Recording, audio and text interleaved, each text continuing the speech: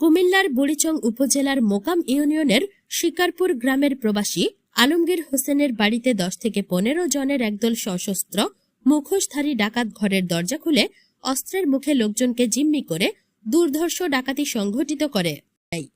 এ সময় তারা স্টিলের আলমারি ওয়ার্ড্রপ খুলে 7 ভরি স্বর্ণ, নগদ 3,20,000 টাকা এবং দামি মালামাল সহ 12 লক্ষাধিক টাকার মালামাল লুট করে নিয়ে যায়। ঘটনাটি ঘটেছে গত শনিবার দিবাগত রাত 2:30 এ সময় বাড়ির লোকজন ডাকাতের উপস্থিতি টের পেয়ে গ্রামের মসজিদে মাইকিং করলে ডাকাত পালিয়ে যায়। খবর পেয়ে দেবপুর পুলিশ ফাঁড়ির এএসআই আবুল কাশেম সঙ্গীয় ফোর্স সহ রাতে ঘটনাস্থল পরিদর্শন করে। প্রবাসী আলমগীর হোসেনের স্ত্রী শিরিন আক্তার জানান, জেলার বুড়িচং উপজেলার মোকাম ইউনিয়নের শিকারপুর গ্রামে রমিজউদ্দিন মুহুরী বাড়ির আলমগীর হোসেন প্রবাসীর ঘরে গত শনিবার রাত 2:30 তার মেজ ছেলের সানাউল্লাহর কণ্ঠ নকল করে ডাক দেন